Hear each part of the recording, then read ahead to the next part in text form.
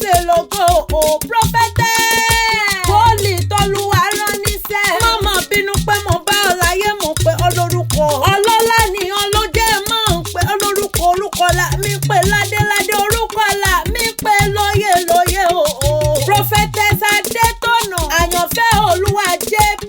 Mo lóòkú àdúrà òkú èdùn ìgbà ọdún àdùn kan ní kó o má fọdún eléyìí kó o má fi ṣàṣe mọ́. Ọmọ wọn lókè onígbìn máa dá kọjọkọ ọjọ́. Ó ti ṣe tọdún yóò kórí jẹ́ òtúbọ̀ ṣe tẹ̀mí inú owó. Nínú ọ̀la nínú ikú tí ń ṣe baálẹ̀ ọ̀rọ̀ àtọ́dún máa dùn o. Ọdọọdún ló máa wá tọmọtọmọ ìwòyà àmọ́dún kó túbọ̀ lé ní tòwọ́ níta ọmọ níta ikú tí ń ṣe baálẹ̀ ń ọ̀rọ̀. Ó ti ń dàgbà ó ní dá àgbàyà òkè là ń kẹ́rin òkè là ń kẹ́fọ́n. Òkè Sálámì jọmọrí odò o àyànfẹ́ Olúwa òkè òkè ló máa lọ tọmọtọmọ oníjàwálẹ̀. Aya rere lọ́dẹ ọkọ aya Pásítọ̀ Adetona Oluwatoyin Olúwafẹ́mi. Ìránṣẹ́ Ọlọ́run tólúwa fẹ́ tólúwa ràn tó ṣe lógo. Ìyá rere fáwọn ọmọ gidi abiyamọ bọ̀ já gbọ̀rọ̀gbọ̀rọ̀. Mama John Mama Favour ni mò ń pèrè lọ́wọ́ lọ́wọ́ o. Mama Israel Mama Oriki o. Mama Níní Ọlá Mama Olúwa pamílẹ̀rín ayọ̀. Mama Olúwa dára sí mi Olúwa ti dára sí gbogbo àná nu. Ẹni àyànfẹ́ ni ọmọ oníláṣẹ lẹ́dùnmáre ọba onídẹ̀ẹ́ni kọ sílẹ̀. Bó ti wá wù kó o pẹ́ láyé tó ní sọmọnù láṣẹ lẹ́dùnmáre ọba ọmọ oníkúmọ̀ lọ́wọ́. Oluwatoyin o aya Oluwatoyin. Ṣé kí n máa bọ̀ lókè bẹ̀rù ni ẹni ọlá ló gbé mi wá. Ẹni abiyì láwùjọ ló ní wọ́n pé ọbẹ̀ ológun ẹ̀rú ó ní wọ́n pé ọbẹ̀ ọlọ́gbọ́n ìwọ̀fà. Ó ní torí abiyamọ nìyàn ìyá rere wọ́ọ̀lì rere. Wọ́n ní kí n sọ pé ká ẹ̀ túbọ̀ pẹ́ láyé wọn wá ní kí n pé happy birthday to you o. Ìyá ayọ̀ pẹ̀lú àwọn ọmọ rẹ̀ lónìí máa kí ọ ní gbèje. Wọ́n ní máa kí ọ ní gbẹ́ẹ̀jọ. Wọ́n ní ṣẹ̀kẹ̀rẹ̀ ìbáwọn ròde ìbànújẹ́ o. Ìbànújẹ́ ó kéré ó tóbi ó pọ̀ kò ní tọ́ sí yín. Wọ́n lẹ́ni bá ní òkú tọ̀ ọmọtọmọ lákú. Ẹni bá robi sí ọ tọmọtọmọ ní bí ẹ bá. Ẹni bá ṣàdúrà fún ọ ó ti di dandan káàdùrà ọkọ̀ bá. Ọmọ wọn lókè onípín o. Òkè onípín ní sẹ́nu ilé àwọn bàbá tóbi ọlọ́mọ. Ọmọ Ẹlẹ́dùmarè o.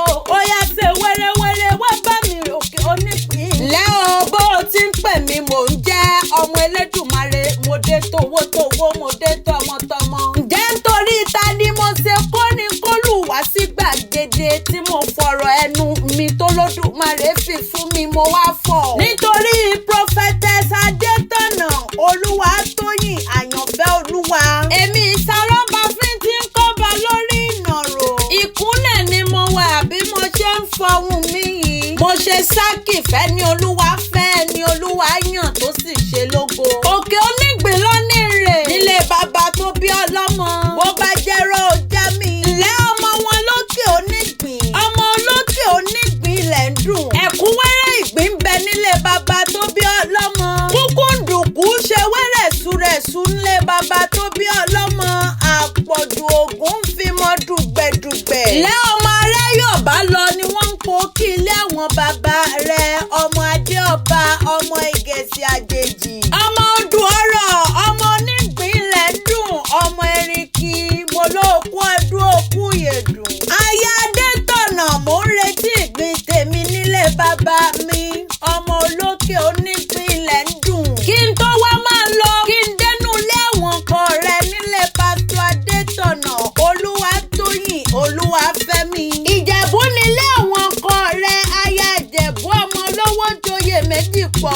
Ọmọ adúmọdé ọmọ adúmúṣù pẹ̀dì yẹjẹ. Ọmọ olówó ìṣẹ̀ǹbáyé olówó kúkúṣì. Ìran bàbá ọkọ rẹ̀ ní owó dọ́là pẹ́ẹ́pẹ́. Ọmọ àrígbálábù wọn ni wọ́n ọmọ fọwọ́ bí ẹni fọyàn. Wọ́n ní kékeré Ìjẹ̀bú owó àgbà Ìjẹ̀bú owó dúdú Ìjẹ̀bú wọ́n pọ́wọ́ ní pupa Ìjẹ̀bú kọ́ owó. Gbogbo Ìjẹ̀bú tí mo mọ̀ wọ́n lọ́wọ́lọ́wọ́. Ta ló sọ pé Ìjẹ̀bú láwọn Ìjẹ̀bú ò láwọn wọn kì í ṣàpà. Ò ní dẹ́rù àrùkà àwọn ọmọ rẹ̀ ò ní dẹ́rù àrùkà. Ọkọ rẹ̀ ò ní dẹ́rù àrùkà. ìwọ fún ara rẹ ò ní kúkú òjijì. ilé yín tó ti ń dùn kò ní túká. ọkùnrin àjòjì obìnrin àjòjì wọn ò ní dàrí yín rú láṣẹ Olódùmarè. àbùkù ò ní kàn. torí ẹni ayé ń fẹ́. ẹni tó lórúkọ làbùkù máa ń wá kiri. ìyá ayọ̀ ló ní kí n pé happy birthday to you ó jàre. ọmọ Ẹlẹ́dùmarè lèmi ń jẹ́. Ìjẹ̀bú ni mí ọmọ olówó ṣẹ̀ǹbáyé. ọmọ àtàmátàwìn tí ń forí onígbèsè yé mọ̀ kitikiti. ọmọ olówó sílè ṣálẹ̀.